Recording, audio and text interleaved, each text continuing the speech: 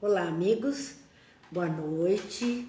Hoje, quinta-feira, dia 12 de novembro, e nós estamos aqui encerrando mais uma semana de estudos e reflexões.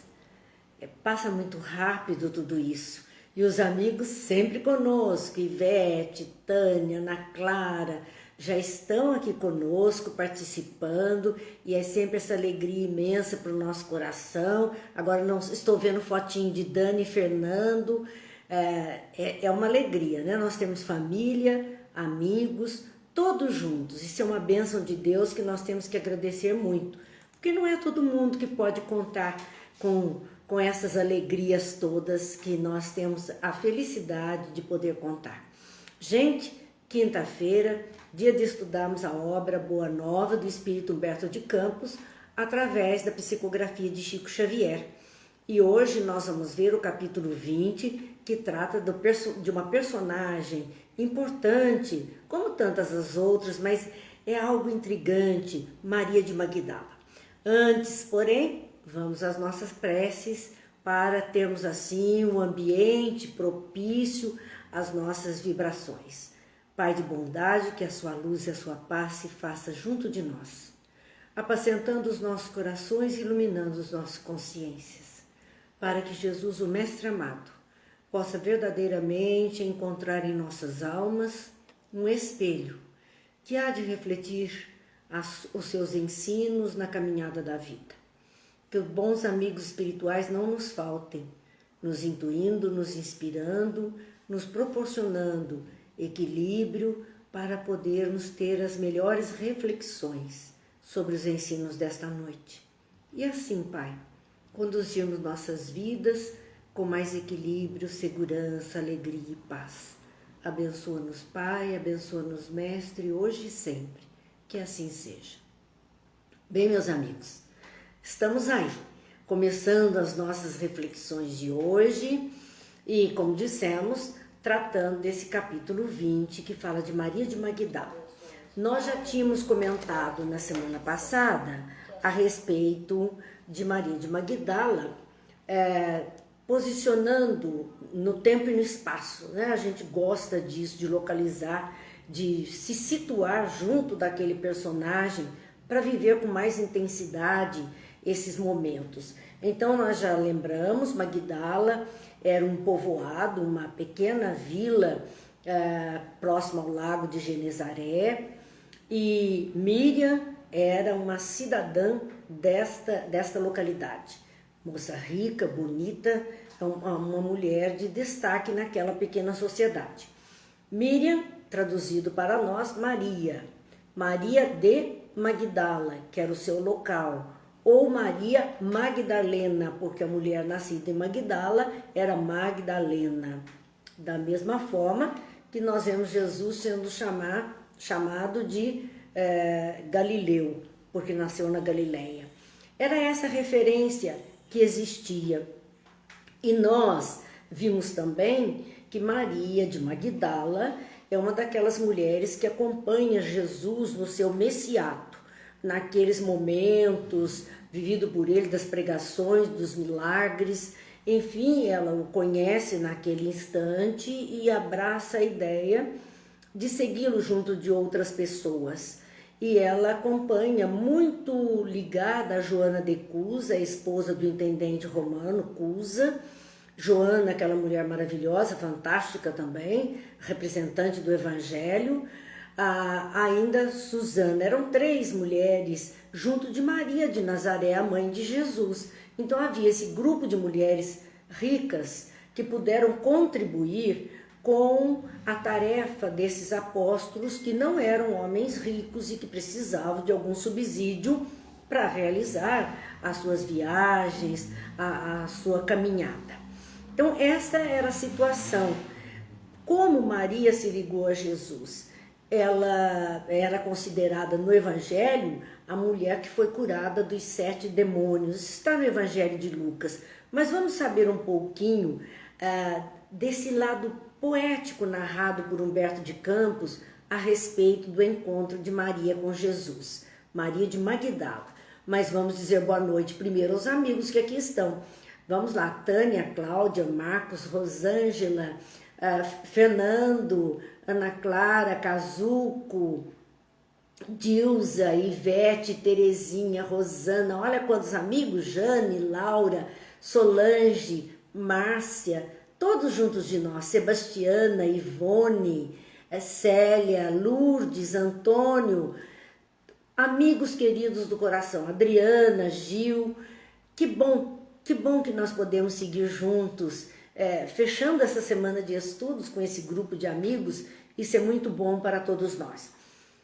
Vamos ver então a narrativa de Humberto de Campos, que diz que Maria de Magdala ouvira as pregações do Evangelho do Reino, não longe da vila principesca onde vivia, porque por ser uma mulher rica, ela abandonou a sua região, foi para outra região próxima, e ali ela se estabeleceu com um verdadeiro palacete para a época, onde ela recebia especialmente os patrícios romanos, os generais de guerra, os homens importantes. Então era uma mulher que tinha uma casa onde recebia estes homens importantes para as suas distrações. Assim, ela um dia deixou esta vila, convidada por um escravo, porque Maria tinha uma característica muito interessante. Ela se compadecia muito fácil das dores humanas.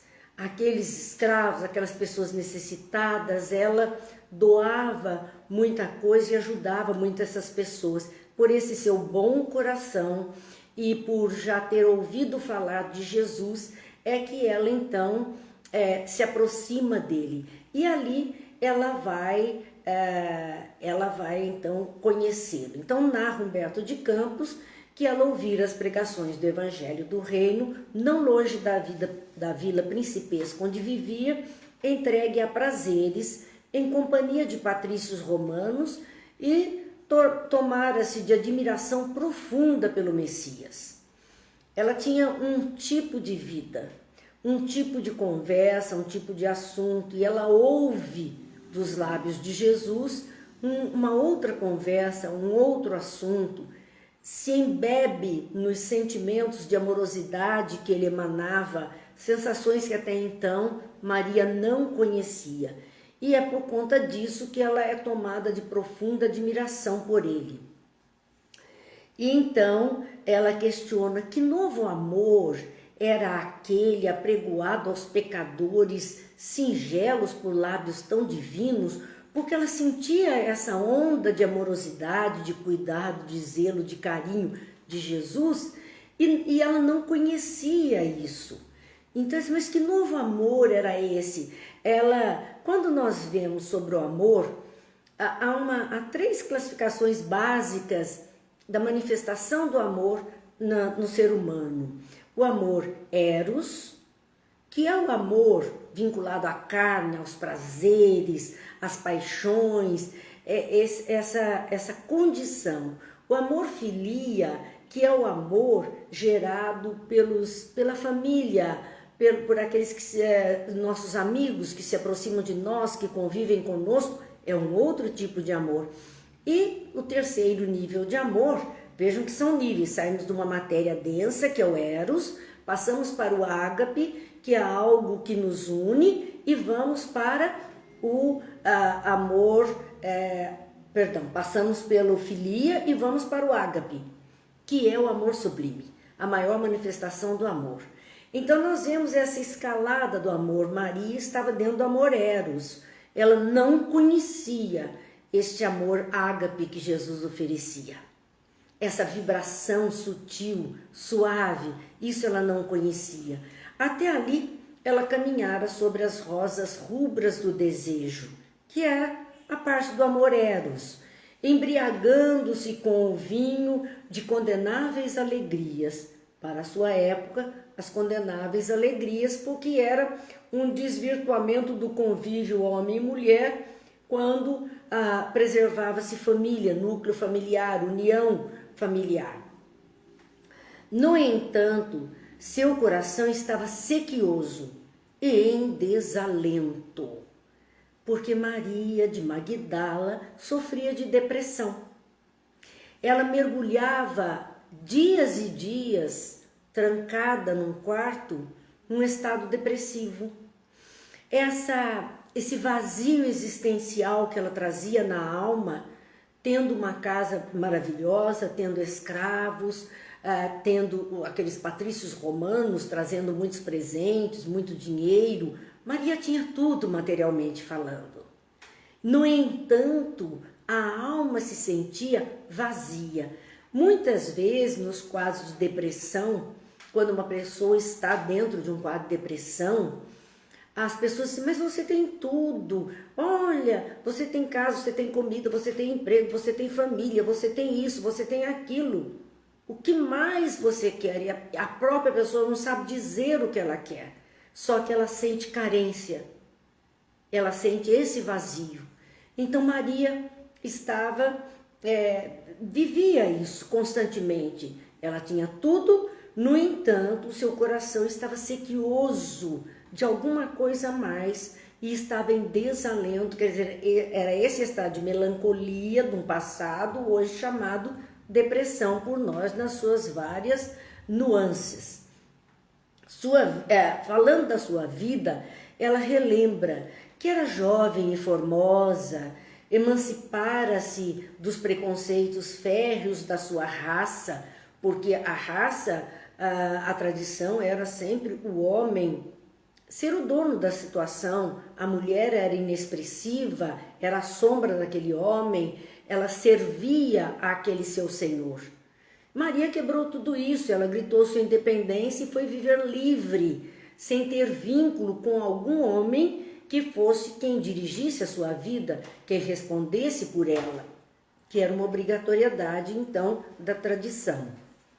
Sua beleza lhe escravizara aos caprichos de mulher os mais ardentes admiradores. Verdadeiramente, ela chamava atenção e muitos homens dela se aproximaram. Mas seu espírito tinha fome de amor. Não era aquilo que aqueles homens poderiam oferecer a ela alguns momentos de uma ilusão passageira, de um vínculo mais superficial. Sua alma necessitava de coisas mais profundas. Ela tinha fome deste amor que sequer ela conhecia. O profeta Nazareno havia plantado em sua alma novos pensamentos. Ela ouviu, sentiu, vibrou com aquelas palavras, introjetou aquelas vibrações e aqueles conhecimentos e agora então ela tinha novos pensamentos na cabeça, ela fazia uma reavaliação do seu existir.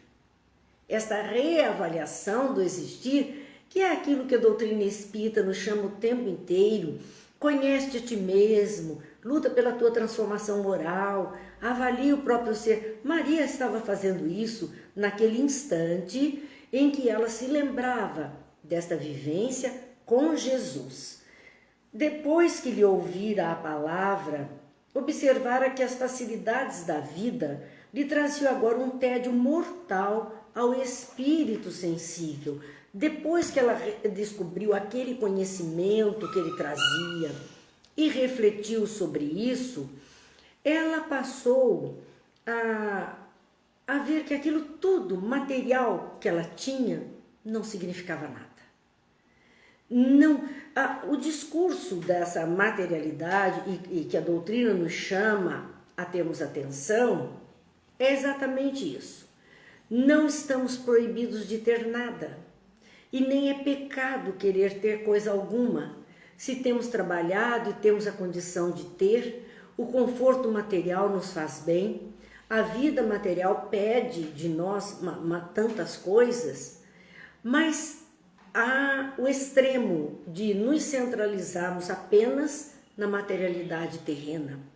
E aí, como não somos matéria, porque somos espíritos vestindo a matéria, então o nosso lado espírito fica vazio, fica carente. Então a questão é sabermos equilibrar não darmos mais importância a essa questão material do que a espiritual, podermos juntar essas coisas e termos o equilíbrio material e o equilíbrio espiritual. Porque aí nós percebemos que essas coisas materiais que Maria tinha não a faziam mais feliz. E é fácil de entendermos isso. As pessoas anseiam por terem uma casa tal, em tal bairro, em tal condição e lutam desesperadamente para isso. No entanto, depois de algum tempo vivendo naquela casa, naquela condição, ela já não tem mais a mesma alegria, o mesmo prazer. Passou, já satisfez. E agora ela anseia por outro local, por outra casa, por outro tipo. É assim com o nosso carro, é assim muitas vezes com as mobílias da casa, com a pintura da casa. Nos cansamos. De início nos empolgamos, depois cai na mesmice, nos cansamos. Então fica uma coisa que não tem término. Estamos sempre em busca de alguma coisa nova, alguma coisa material, alguma coisa que saiu. E assim que adquirimos, passado algum tempo, isso já não nos satisfaz mais. Há algo mais que nós precisamos. Nós precisamos unir, então, estas coisas materiais com as quais convivemos diariamente no nosso mundo, mas alimentarmos também o nosso lado espiritual. Porque ao deixarmos a materialidade terrena como espíritos de volta à nossa verdadeira pátria, não levaremos nada material, mas levaremos tudo espiritual que pudermos ter abastecido nosso coração, nossa consciência, nossa inteligência, nossa mente, enfim, enriquecida. É isso que vamos levar. Então, há que ter, sim, esse trabalho incessante nos dois aspectos da vida. Estamos encarnados, precisamos das coisas materiais que a Terra oferece, mas elas não podem ter maior importância para nós ou serem a única e exclusiva razão do nosso existir em detrimento do que verdadeiramente somos e do que verdadeiramente necessitamos. Portanto, Maria ouvir aquelas palavras de Jesus e começar a perceber que verdadeiramente aquilo tudo que ela vivenciava e que ela tinha na materialidade terrena não satisfazia o seu íntimo. Assim, as músicas voluptuosas não encontravam eco em seu íntimo. Ela vivia nesse meio com festas, com danças, com música, e agora ela estava cansada disso. Já não chamavam mais a sua atenção como antigamente. Os enfeites romanos de sua habitação se tornaram áridos e tristes. Porque imagine ter uma habitação numa época que as casinhas eram muito simples, né? Casas de barro, utensílios de madeira, de barro. Maria tinha mármore, Maria tinha beleza na sua casa, trazidos de Roma. Pensemos nos capitéis romanos enfeitando os salões, e ela tinha aquilo que no começo fora algo suntuoso, maravilhoso, já não representavam mais nada, se tornaram áridos e tristes, não tinham mais significância para a existência dela. Então, olhando todo esse quadro da própria vida, Maria chorou longamente. Madalena chora longamente, analisando os seus valores, analisando as suas conquistas, analisando os seus sentimentos. Ela chorou longamente, embora não compreendesse ainda o que pleiteava o profeta desconhecido. Ela não tinha entendido bem a mensagem de Jesus, o que é que ele verdadeiramente desejava para as criaturas. Mas ela sentia já que a vida não era só aquele mundo que ela construíra materialmente falando. Ela precisava de alguma coisa a mais. Vamos lá, tem amigos que eu não disse boa noite hoje, e a gente não pode assim abandonar os amigos.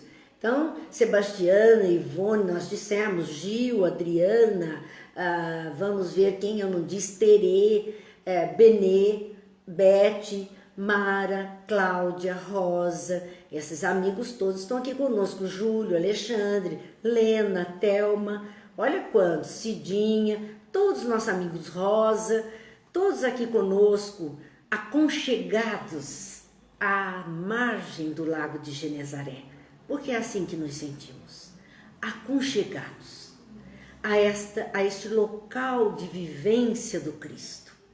E isso fortalece nossas almas para os embates, para as dificuldades, para os momentos mais pesados que temos que viver. Terezinha, eu, tá bom, Vânia, chegando todo mundo, Júlio César, muito bom. Então, continuando, Maria estava ali ensimesmada, refletindo sobre Jesus. Seu convite amoroso parecia ressoar-lhes nas fibras mais sensíveis de mulher. Os sentimentos que ela tinha como mulher, a alma mais sensível, as palavras de Jesus parece que tocaram mais profundamente. Jesus chamava os homens para uma vida nova. Ele mostrava o reino dos céus. Ele mostrava uma condição nova de viver. Uma noite de grandes meditações ela passou. Antes do banquete na casa de Naim, que é narrado no Evangelho de Lucas, no capítulo 6, nos versículos 36 a 39. Então lá está a narrativa desse banquete, onde Maria vai, onde Jesus fora convidado.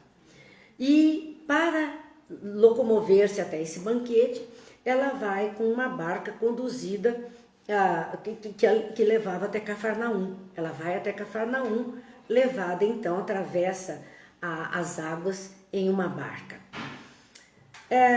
Ela vai à procura do mestre. Ela quer se aproximar de Jesus, ela quer fazer 1000 questionamentos. Como ele a receberia? Ela era a pecadora de Cafarnaum. Ela era pecadora e ia a Cafarnaum, que era o reduto dos pescadores, homens sérios. Como eles iriam recebê-la? Como as pessoas iriam recebê-la naquele ambiente? Ela era uma figura conhecida, uma cortesã conhecida. Então, como Jesus a receberia na residência de Simão Pedro? Porque ela ia até a casa de Pedro em busca de Jesus. Como ele haveria de recebê-la? Seus conterrâneos não a perdoavam o abandono do lar e a vida de aventuras. O pessoal de Magdala não a perdoava.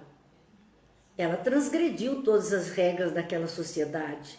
Ela transgrediu todas as regras do bom tom, de uma mulher de bom tom, de família, que eles estabeleciam. E eles não a perdoavam. Como Jesus iria recebê-la? Para todos, era uma mulher perdida, que teria que ser lapidada em praça pública. Era o desejo, era essa a vontade. Uma mulher que desse um mau passo, que se encaminhasse de forma indevida, deveria ser levada à praça pública por ser pecadora e ser apedrejada até a morte. Bom, deixa eu dizer uma boa noite especial, porque eu estou recebendo aqui boa noite, mãe, do Luiz Fernando, que está tão longe. Boa noite, filho, Deus te abençoe. Então, ela ela sabia disso, ela sabia que merecia esse castigo, porque era a lei. Porém, a sua consciência pedia que assim mesmo ela fosse, com o risco de ser levada à praça pública, de ser mal recebida e de ser apedrejada. Mas o desespero dela era tal que a consciência pedia que ela fosse. Jesus tratava a multidão com especial carinho. Jamais lhes observou qualquer expressão de desprezo para com as numerosas mulheres de vida equivocada que o cercavam.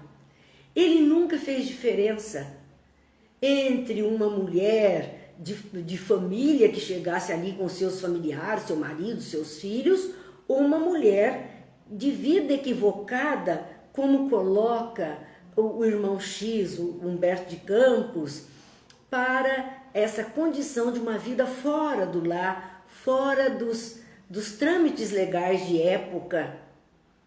E é aqui que a gente vê como Chico falava também. Chico Xavier se referia às mulheres com quem ele conversava em Uberaba, mulheres como irmãs equivocadas no amor.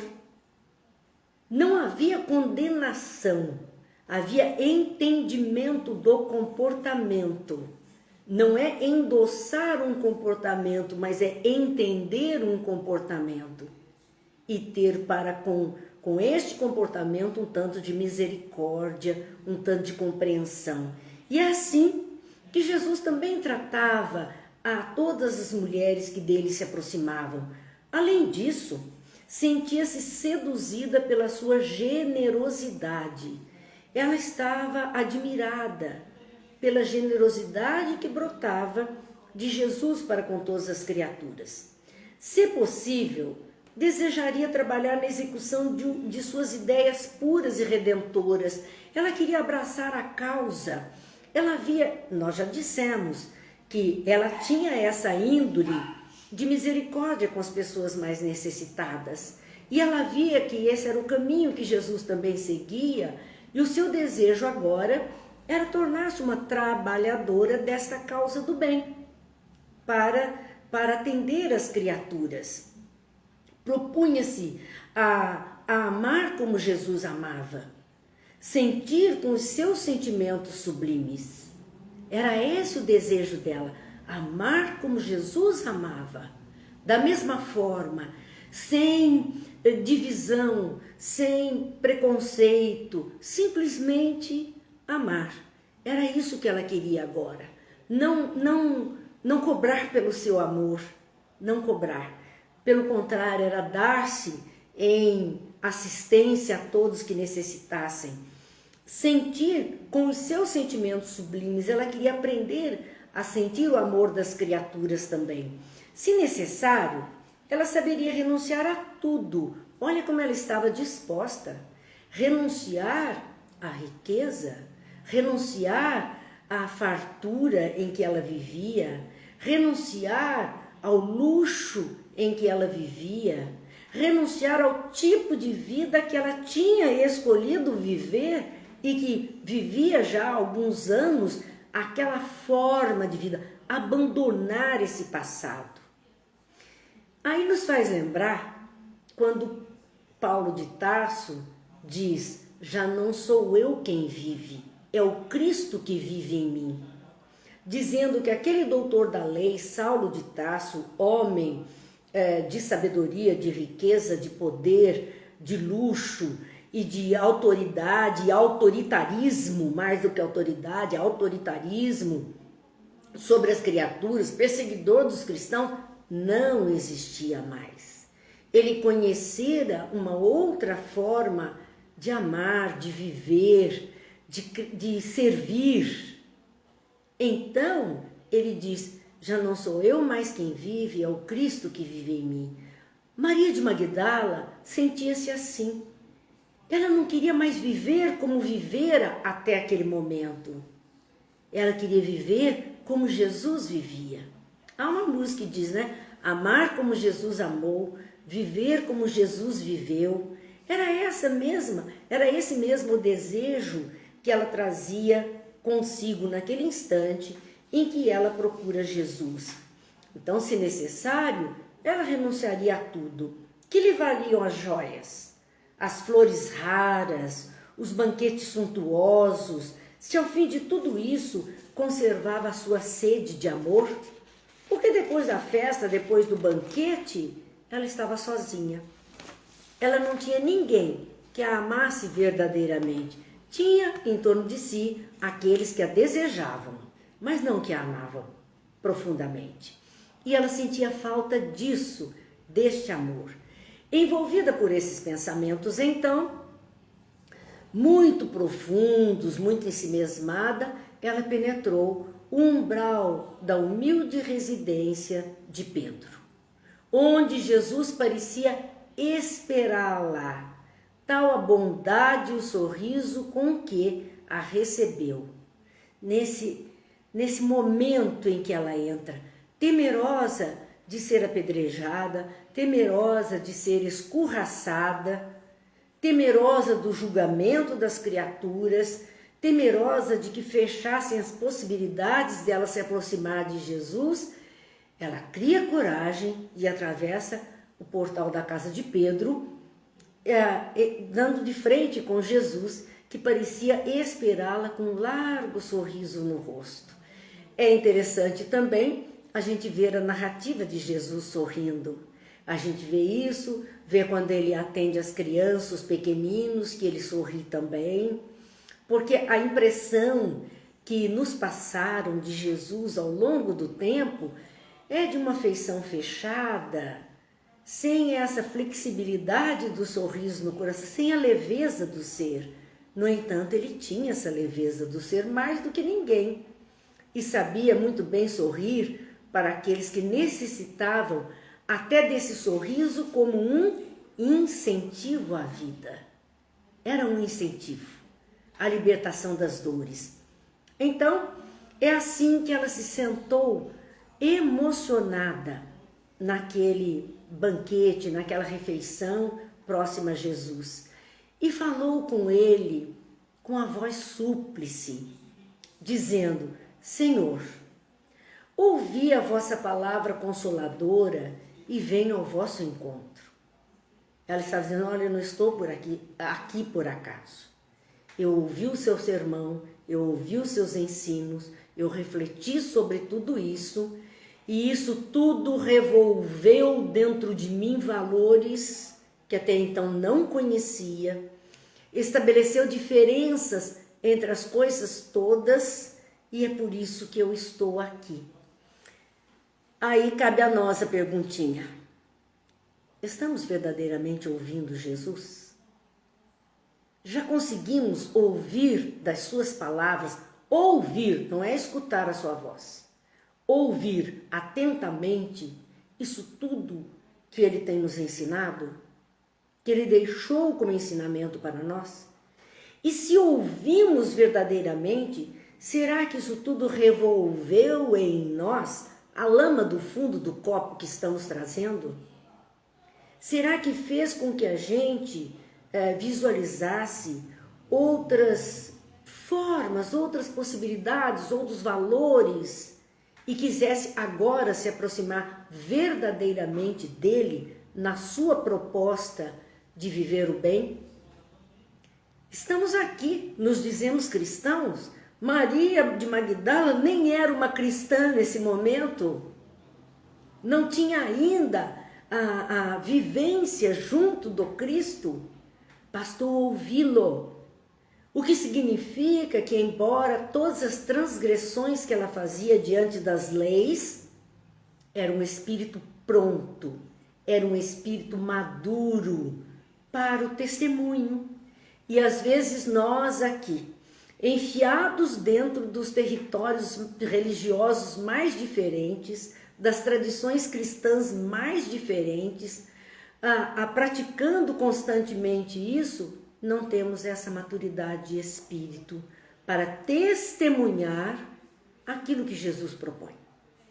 Não temos a maturidade. Lembram-se na segunda-feira do pai de André Luiz? Na narrativa, ele ia à missa todo domingo, ele confessava e comungava, no entanto, levava a vida dupla, no entanto, ele tinha amantes, ele transgredia para com o respeito do lar, embora mantendo no lar uma aparência. Ouvir em cada missa os ensinos, o evangelho, a pregação, a leitura que é feita durante aquele culto e não prestar atenção. Acabou desencarnando e se projetando para o local que a sua própria consciência o levou, que era a consciência culpada em si mesma. Maria também estava transgredindo. Maria também estava agindo assim. Não ia a cultos, Não ia. Ela tinha em sua casa os deuses gregos, ela tinha em sua casa a vida, mas ela não ia a templos. No entanto, estava pronta, madura o suficiente para ouvir uma palavra de Jesus e essa palavra ser suficiente para mudar todo o seu modo de ser. Então, é preciso a gente pensar sobre nós mesmos, como estamos recebendo essas palavras de Jesus. Que efeito elas estão verdadeiramente tendo em nós, para que nossas vidas se transformem, para que nós possamos, de alguma forma, nos tornar criaturas melhores, mais humanas e mais espiritualizadas. Assim, ela questiona, ela diz a Jesus, ela faz a sua apresentação: ouvi a vossa palavra consoladora e venho ao vosso encontro. Tens a clarividência dos céus e podeis adivinhar como tenho vivido. Ela disse: eu não preciso dizer quem sou, eu não preciso contar, desfiar o meu rosário de dificuldades. Ela percebeu, Jesus tinha a clarividência, ele conseguia ler as almas, saber as vidas que estavam diante dos seus olhos. Ela então afirma: tens a clarividência dos céus. Então, podes adivinhar como tenho vivido, o estilo de vida que eu tenho levado. Sou uma filha do pecado. Todos me condenam. Ela tinha essa consciência de que transgredira as leis, por conta disso era considerada uma pessoa condenada. Elas todos me condenam. Mestre, observai como tenho sede do verdadeiro amor. Embora esta vida suntuosa, esta vida de atender ao seu amor eros, carne, pele, química, ela ansiava pelo amor ágape, que alimenta a alma. Então ela diz: tenho sede do verdadeiro amor. Minha existência, como todos os prazeres, tem sido estéril. Os prazeres são estéreis, eles têm valor muito fugaz. Satisfeitos, eles não deixam mais nada. Não deixam mais nada. Por isso que diz que as paixões são como fogo de palha, queima rapidamente, só sobra cinza. Então ela falava desses prazeres dessa forma. Minha existência, falando da própria vida, como todos os prazeres, tem sido estéril. A própria vida dela, ela não via, não tinha nada. Não tinha raízes, não tinha vínculos, afastada da família.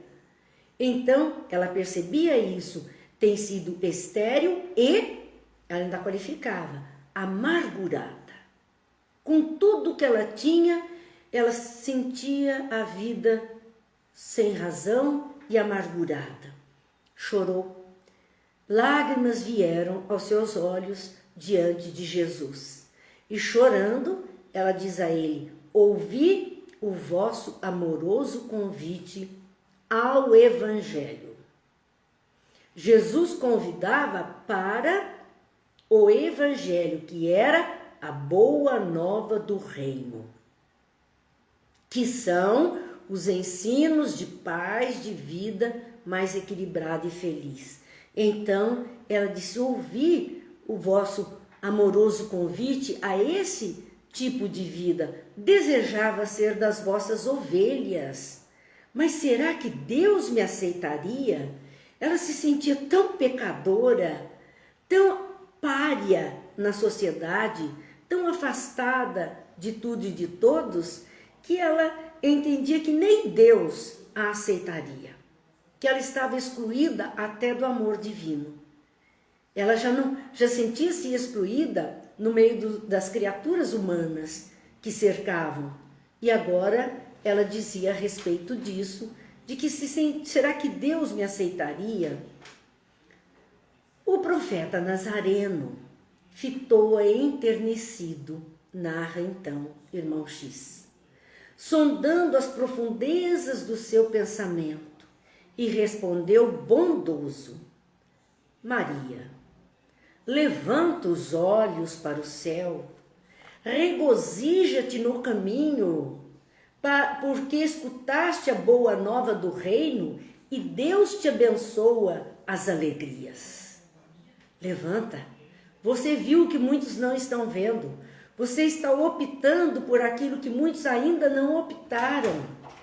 Então enche-se de alegria, Deus está te abençoando por esta escolha, por essa capacidade de ver e de ouvir e sentir. Acaso poderias pensar que alguém no mundo estivesse condenado ao pecado eterno? É bom a gente entender a palavra pecado, que vem de pecare, que significa errar o alvo. Nós temos o livre-arbítrio, arbitramos, fazemos escolhas. E nem sempre escolhemos o que é o adequado, mas é o que entendemos como certo naquele momento, que só mais tarde vamos perceber que era tão inadequado à nossa vida. Mas escolhemos. Só que essas escolhas inadequadas, escolhas que complicam o nosso existir, que vamos acumulando pesos na consciência, pesos no coração, amarguras em nós mesmos, isso não é um estado para sempre do espírito imortal que cada um de nós é. Isso é uma contingência da nossa maturidade neste momento da vida, que nos dá esta visão distorcida dos valores e que nos leva a estas escolhas que mais tarde poderemos nos arrepender. Mas só nos arrependeremos quando elas verdadeiramente forem entendidas por nós como não satisfatórias e passarmos a fazer escolhas diferentes. Então, vamos acertando o alvo, que é a felicidade, a plenitude do ser, a grandeza da criatura. Aí vamos acertando o alvo. Por isso Jesus diz que o pecado, ou seja, a condição de errar o alvo, não será eterna. Nós vamos acabar acertando. Nós vamos acabar achando o caminho. Porque é que ele disse: eu sou o caminho da verdade e da vida. Aquele que me segue, que vem a mim, vem ao Pai. Ele mostrava que ele era o farol. É o modelo, por isso que na doutrina espírita nós temos a referência na questão 625 do Livro dos Espíritos de que Jesus é o nosso modelo e guia, é a nossa referência. Mas, se assim optarmos, se assim escolhermos, se assim quisermos, por conta disso é que ele diz a Maria, né? Ele diz a ela: levanta os olhos para o céu, porque também essa expressão de Jesus nos leva a pensar a questão de que muitas vezes o nosso olhar está na horizontal, a vida terrena. Não transcendemos a vida terrena, não nos elevamos em espiritualidade para outras sensações, outros sentimentos, outras vibrações, outros comportamentos. Continuamos somente no horizontal. Então, quando ele eleva os seus olhos, ele está convidando a que ela se levante e saia do ponto zero onde ela se encontra, daquela horizontalidade da vida material. Por isso, ele a chama para esse momento, onde o amor do nosso Pai, se estivéssemos condenados eternamente ao engano, ao pecado, ao errar o alvo. Onde o amor de Deus para com seus filhos. Nunca viste a primavera dar flores sobre a casa em ruínas? Olha que imagem bonita Jesus usa para mostrar a Madalena que mesmo nas ruínas, mesmo naquilo que poderia parecer tão destrutivo, tão feio, tão acabado, tão perdido, que eram as ruínas antigas. Ali flores brotam, vida nova, colorido, alegria, e é isso que ele chama a atenção dela. Nunca viste a primavera dar flores sobre casa em ruína, dizendo que mesmo nós, quando nos sentimos essas casas em ruínas, a lei de Deus é maior do que a nossa ruína pessoal, porque faz a primavera da vida trazer as flores, as bênçãos, os frutos, a grandeza divina em nós, que nem nós acreditávamos. Ele está dizendo, você nunca prestou atenção nisso? As ruínas são as criaturas humanas, ele explica a ela. Porém, as flores são as esperanças em Deus. Sim, erramos, complicamos, caímos, debulhamos, viramos essas ruínas muitas vezes na materialidade terrena. Mas as flores que brotam nessa primavera, essas flores são as esperanças em Deus. Vamos fazer uma outra analogia com as estações do ano. Nós temos a primavera, o verão, o outono e o inverno, comparando isso com idades das pessoas, a juventude, a maturidade, a velhice. Nós temos tudo isso sendo trazido. E a primavera vai representar exatamente o momento de vigor, né, da espécie humana, o auge do seu vigor na forma física, no florescer, no multiplicar. No entanto, para o espírito é a mesma coisa. Para o espírito é a mesma coisa. Pensamos estar em ruína, mas a primavera, que é essa maturidade do espírito, chega. E chega com as esperanças em Deus, nas coisas boas, no bem, na paz. Essa é a maturidade do espírito que representa essa primavera, onde o espírito vai florescer. Há uma frase de efeito que muitas pessoas usam, nós mesmos já falamos tantas vezes, que diz: é preciso florescer onde Deus nos semeou. Às vezes, estamos aí no meio das ruínas e é preciso florescer. Há um trabalho a fazer. É a maturidade do espírito que se apresenta. Sobre todas as falências e desventuras do homem, as bênçãos de Deus descem e chamam. Chamam o homem. Sobre todas as falências, dificuldades dos homens, dos seres humanos, a grandeza de Deus, as bênçãos descem e chamam o homem ao vigor, o ser humano, à participação da vida. Então, toda essa lição que Jesus está conversando com Maria é para usarmos em nossas vidas, entendermos que ninguém está esquecido, que o Pai de bondade derrama bênção sobre nós, que nós temos que produzir sim um terreno fértil em nosso coração para que a semeadura do bem possa florescer e frutificar. É um trabalho nosso. Que não há em nós enganos tão grandes que nos afastem do Pai. Muito pelo contrário. É nessa terra inóspita e difícil, é sobre as ruínas que vai se edificar a igreja do Cristo, a igreja do bem. É sobre isso.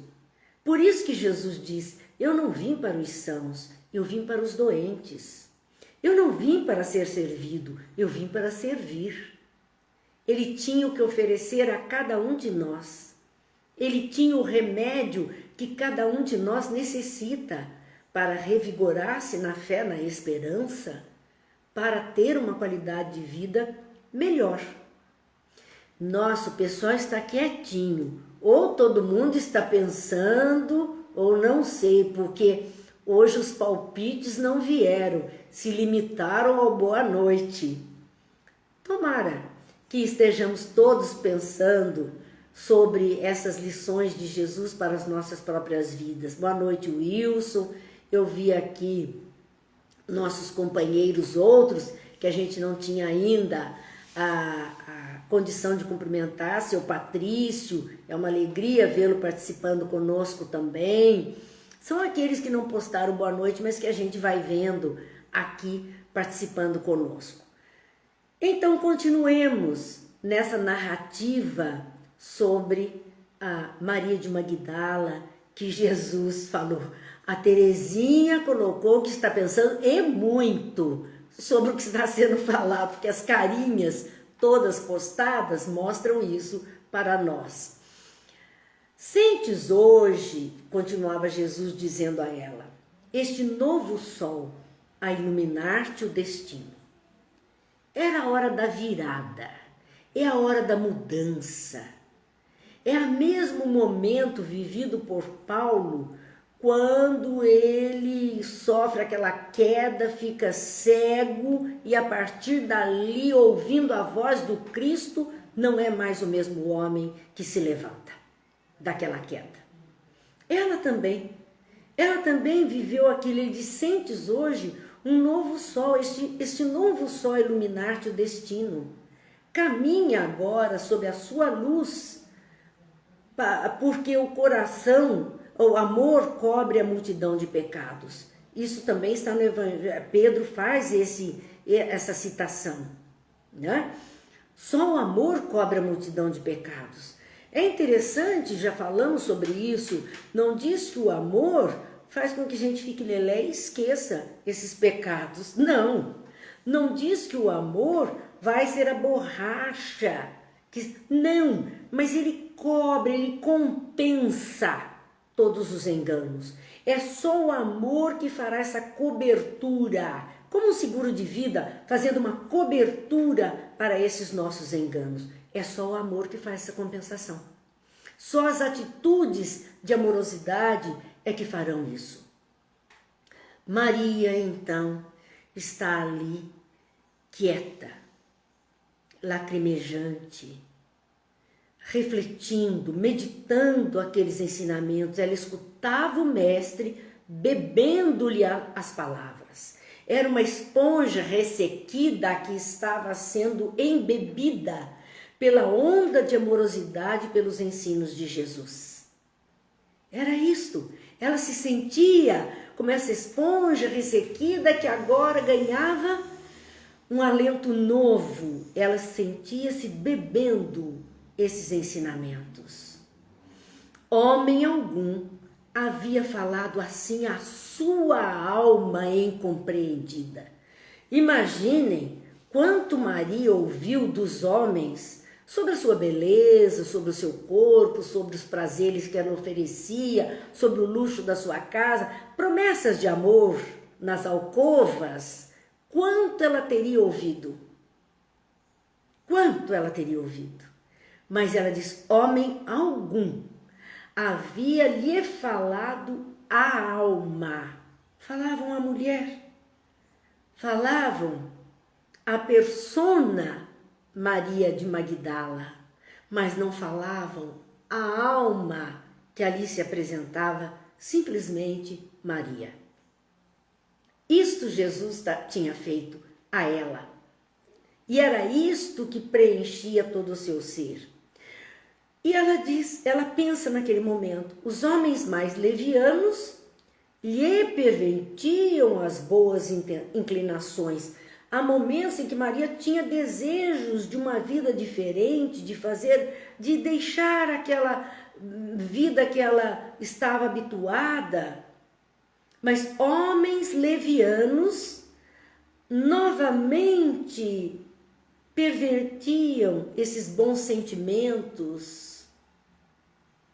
Era uma alma fraca até ali, e por isso levada por essas outras criaturas levianas.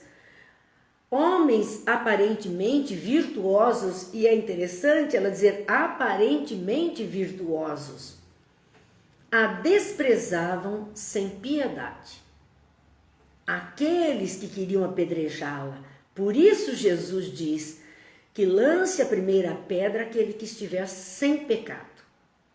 E aqueles homens imediatamente deixaram cair as pedras que estavam em suas mãos. Então eram aparentemente virtuosos, como ela diz. Esses a odiavam. Engolfada em pensamentos confortadores e ouvindo as referências de Jesus ao amor, Maria acentuou: no entanto, Senhor, tenho amado e tenho sede de amor. Ele falava da importância do amor, ela entendia que ela amava as criaturas, mas ela entendia que ela tinha sede de amor. E ele disse muito tranquilamente a ela: sim, tua sede é real. É verdade, a alma era sedenta desta plenitude que até então ela não conhecia. E ele continuou: o mundo viciou todas as fontes de redenção e é imprescindível que compreenda que em suas sendas a virtude tem de marchar como por uma porta muito estreita. Então, no mundo, a nossa porta estreita, e agora dá para entender, né? Jesus dizer, ele fala da porta estreita, de ter que passar pela porta estreita. A porta estreita são as virtudes que nós ainda não temos. Ele simplesmente, nós temos que marchar por essa porta estreita da redenção da alma através das virtudes que nós temos que desenvolver. Só vamos nos redimir dos enganos diante da lei de Deus, que é a lei do amor, então é a redenção de cada um de nós enquanto almas, passando pela porta estreita. Porque o mundo oferece todas as portas largas, onde as nossas virtudes pouco importam. Talvez importem mais as nossas viciações para conduzirmos no mundo atual que estamos vivendo, e já era o mundo da época de Jesus. Mas há que passar pela porta estreita através das nossas virtudes. Nós temos que marchar nas estradas da vida com a virtude da capacidade de passar por essas portas estreitas para nos regenerarmos. Geralmente o homem deseja ser bom com os outros ou honesto com os demais, esquecendo que o caminho onde todos passam é de fácil acesso e de marcha sem edificações. É fácil muitas vezes ser bom com os outros. É fácil até, né, sermos honestos com os demais. Isso aí, vamos passando pela vida e vamos agindo nos critérios de honestidade que o mundo entende, as normoses dos dias atuais, aquilo que as pessoas entendem ser o comportamento correto, estamos passando. E Jesus disse: o caminho onde todos passam é de fácil acesso e de uma marcha sem edificação, um trilho sem construção. Não nos leva a caminho nenhum. A questão é sermos bons conosco mesmo e com as outras criaturas, e honestos e íntegros conosco mesmo, com a própria consciência e com as outras criaturas. A virtude do mundo foi transformada em porta larga na conveniência própria. O que me convém vale tudo para alcançar. Essa é a porta larga. Qualquer preço para ter o que eu quero. A porta da facilidade, eu não preciso de sacrifício nenhum. Eu não preciso agir diferente. Muito pelo contrário, nós temos que ter comportamento semelhante àqueles que partilham desta caminhada terrena para sermos aceitos. Então essa é a porta larga. É a virtude que o mundo transformou em porta larga da conveniência própria. A porta estreita é aquilo que nem sempre atende a nossa conveniência material, mas atende à conveniência do espírito.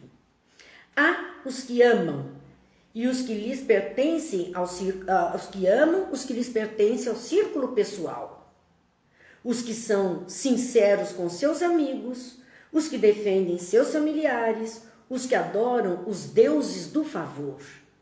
Todos amam os do seu círculo, amam os amigos que são sinceros, amam aqueles que defendem os seus familiares e há os que adoram os deuses do favor. Os que verdadeiramente amam conhecem a renúncia suprema a todos os bens do mundo e vive feliz na sua senda de trabalho para o difícil acesso às luzes da redenção. Meus amigos, extrapolamos o nosso horário. E então vamos parar aqui, onde Jesus está nos mostrando o que é a porta larga que o mundo nos oferece, as conveniências pessoais, essas conquistas tão materiais, porque somos valorados, não valorizados, somos valorados, somos medidos por aquilo que temos, por aquilo que apresentamos. No entanto, a valorização do espírito é algo muito maior e muito mais sublime do que tudo isso que a materialidade terrena está nos oferecendo. Pensemos, vamos ter todo o fim de semana para pensar sobre esta mensagem, esta conversa de Jesus com Madalena e de percebermos essa mulher tão forte que em apenas ouvir algumas palavras de Jesus, processou no íntimo do seu ser toda uma transformação que muitos de nós, uma vida inteira, ouvindo a mensagem de Jesus, ainda não conseguimos ser tocados no coração nem na consciência. Vamos ao nosso encerramento, agradecendo muito a Deus esta oportunidade, os amigos que estão conosco sempre, que não nos faltam, nesta convivência fraterna, a possibilidade do conhecimento, o amparo dos amigos espirituais, pedindo que abençoe a todos, os lares, aqueles que estão adoentados, os hospitais, aqueles que estão em dificuldades, aqueles que estão em processo de desencarnação e aqueles que estão em processo de reencarnação. Todos precisamos de ajuda, de amparo, de luz, de afeto, de carinho, de atenção. Se está difícil a nossa vida, então estamos com uma página de Emmanuel aqui em mãos que tem o título Vencerás.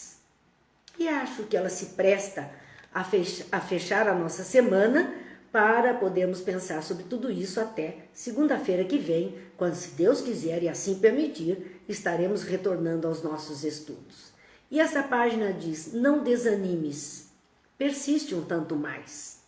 Não cultives pessimismo, centraliza-te no bem a fazer. Esqueces as sugestões do medo destrutivo, segue adiante, mesmo varando a sombra dos próprios erros.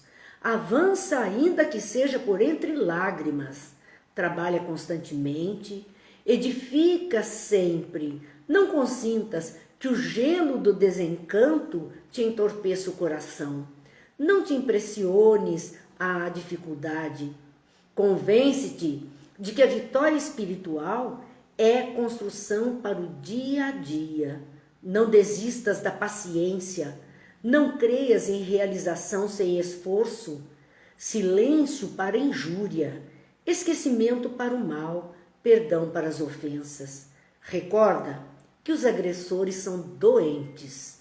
Não permita que os irmãos desequilibrados te destruam o trabalho e te apaguem a esperança. Não menospreze o dever que a consciência te impõe. Se te enganaste em algum trecho do caminho, reajusta a própria visão e procura o rumo certo. Não conte vantagens nem fracassos. Estuda buscando aprender. Não te voltes contra ninguém. Não dramatizes provações ou problemas. Conserva o hábito da oração, para que se te faça luz na vida íntima. Resguarda-te em Deus e persevera no trabalho que Deus te confiou. Ama sempre, fazendo pelos outros o melhor que possas realizar. Age auxiliando, serve sem apego e assim vencerás. Que Deus nos abençoe, nos dê força, coragem e alimente a nossa fé. E até segunda-feira, se Deus quiser, quando aqui estaremos novamente, começando outra semana de estudos e reflexões. Muita paz, muita luz, muita alegria nos corações.